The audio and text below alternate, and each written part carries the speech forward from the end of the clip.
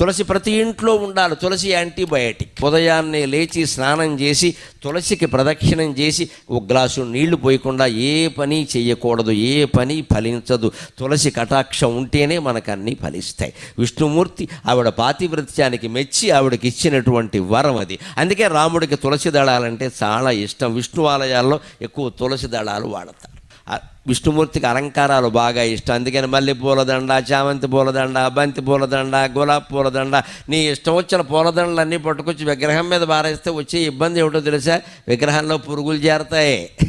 విగ్రహంలో పురుగులు చేరతాయి. పువ్వుల్లో పురుగులు ఉంటాయి కదా, విగ్రహంలో పురుగులు చేరతాయి. ఆ చేరినటువంటి పురుగులు విగ్రహానికి హాని చేస్తే అక్కడే చనిపోతాయి, అక్కడే కుళ్ళిపోతాయి, రకరకాలుగా అవుతాయి. ఆ విగ్రహానికి పట్టిన మురికి మొత్తం పోవాలి అంటే విష్ణుమూర్తి ఆలయాల్లో తులసిమాల తప్పకుండా వెయ్యాలి.